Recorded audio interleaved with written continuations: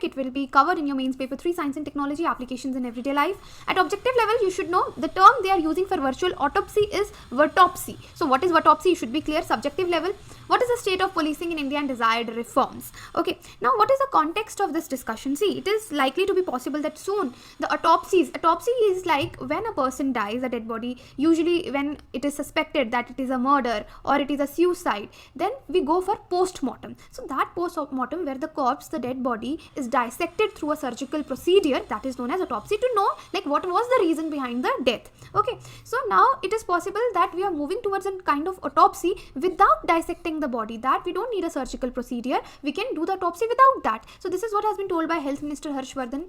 So India will be the first country in South and Southeast Asia to carry out these virtual autopsies. Now the coming to virtual autopsy or autopsy, what is it? So it is a general autopsy which is highly, so in general autopsy, as I told you, it is highly surgical procedure where we examine the corpse is a dead body. Why we examine the corpse? Because we want to know the reason, the cause and the manner of death, so that we can evaluate whether it is because of any disease or injury that may be present, right? So to know the reasons, we do the autopsy. But what is there in virtual autopsy? Doctors will use radiation. So scissors and knife won't be used. It won't be a surgical procedure. Radiations will be used to examine the innards to reach a conclusion about the cause of death. So see here, you can take a screenshot of this. What is virtual autopsy? It is emerging science where doctors attempt. So they are trying to do it through CT scan or MRI. Most of you, or maybe you have seen your close ones, relatives taking these tests like CT scan, going through MRI, right? So that has been till now being performed on the living bodies, living organisms, living human beings. But now we will use these tests, these CT scan and MRI radiation tests on the dead bodies also, on the corpses also. Countries like Switzerland, USA, Australia, they are already using imaging techniques to conduct autopsy. But recently in India, ICMR, it has approved the project for AIMS to take up the similar exercise, and we hope that in the next 6 months it will be implemented also. So see, it is a machine, a CT scan machine. So the body will be placed in a sealed bag. So the corpse will be placed in the sealed bag and put through the CT scan. So it will be finished in like 2.5 hours, 30 minutes to 2.5 hours. So like this, when body will go inside the machine, this way it will appear on the screen. So you will be able to know the internal bleeding parts, bullet parts if there is a murder. Then you would be able to know the hidden fractures which are hard to find in the traditional autopsy. So such things would be detected. There are key benefits also which they are saying that body will remain intact, because in general autopsy it is not so. You seal the back, when you seal back the body, the organs are not in the same position, so body is not intact actually, and plus it takes less time. So here we are not talking about to remove autopsy totally, but it can complement the standard autopsy and increase the quality of the results and assessment also. And here it will permit additional analysis also, because in general autopsy, once the body is gone, you just depend upon the observer, the doctors who have made the report. But here it will lie, the technology will help you to preserve the data also in the screen, right, in the system. So this is how it's gonna help. Now the question is why we need to opt for autopsy. See, the traditional post-mortem, they often make members of the dead person's family very uncomfortable. So autopsy can be employed as an alternative to standard autopsies for broad and systemic examination of the whole body, as it is less time consuming, and it aids better diagnosis and renders respect to religious sentiments also, because many religions do not allow the dissection of the corpse after the death.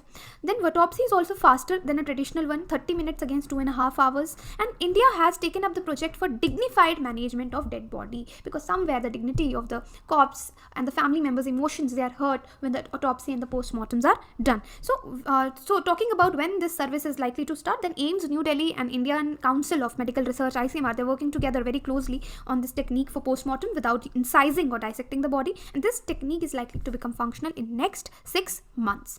Okay, so about autopsy, I've already given you the knowledge, what is the general autopsy, but again let me read it for you. An autopsy, it is examination, obduction, necroscopy, surgical procedure, that means you're using knife and scissors, that consists thorough examination of the corpse by dissecting. So you cut the body, dissect the body to determine the cause. Now see, this is not a new concept. Here I would like to tell you, in 2003, British Museum, they contacted University of Bern's Institute of Forensic Medicine, Switzerland, for their autopsy to do an autopsy on a 3,000-year-old mummy, so which was preserved. So here the body remained preserved without compromising the body. The autopsy was done.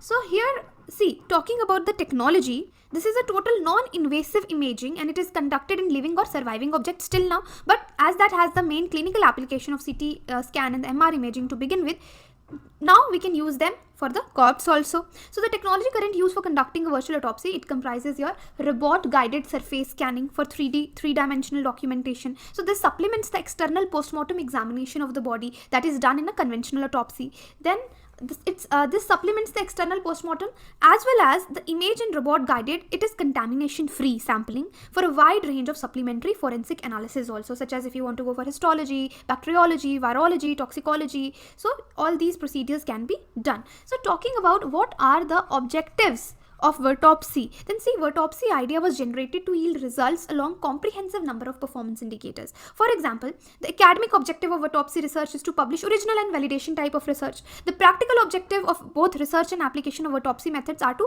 improve the objectivity of findings made in forensic autopsies. And last but not the least, financial gains are there. They are also a relevant aspect of new technology, particularly in the private industry sector, whereas saving cost is an aspect for public institutions or offices. So talking about its success, autopsy methods have helped to solve a range of cases that would have been difficult or impossible to solve otherwise. So while academically case reports tend to be looked down on by the medical faculty, but they can expand the existing experience by significant contributions. So there are various advantages and disadvantages of this new technology of autopsy. Firstly, let's talk about the advantages. This method offers I have noted them down. Preservation of the body in virtual form. You're not dissecting, so you're preserving the body. Observer independent documentation, because you're taking the help of technology here. You don't depend upon the observer, so you don't need to delegate or take the second opinion. Then complete non-destructive gathering of findings head to toe. Your body remains intact. Data acquisition in parts of body that otherwise would not be examined out of respect. For example, there are certain places where you cannot dissect. For example, the face, that is not allowed. People, family members don't allow. Then in regions that are difficult to dissect and access, like some of your joints, visualization of cardiovascular system becomes very easier. Then it is a very highly precise contamination-free sampling and accurate to the millimeter also. And this is clean, blood-less visualization of the documentation. So moreover, the main, from Indian perspective, there is acceptance by relatives and religious communities, because they do not like the conventional autopsies. Along with the advantages, there are certain disadvantages also, like high equipment costs are there. Limitations of radiology also applies to the metal foreign objects. Then you cannot determine the color of the internal organs if there are any color changes. You cannot determine the pathological conditions if there is inflammation in the body. Then infection status is difficult to understand, and it is very difficult to differentiate ante-mortem from post-mortem wounds and post-mortem artifacts. And even the small tissue injuries could be overlooked in this autopsy thing. So yes, there are limitations. Then even the recording concave features, recording reflective or transparent surfaces, and for the validity, no proper validation of the method has been made using closely prepared prospective studies, and plus there is no error rate available. So there are some problems with this system. So we cannot totally let go the general autopsy, but yes, we can definitely, for now, till now more research is done on this system, we can complement the general autopsy with the autopsy. So what do you think about this? You can tell me in the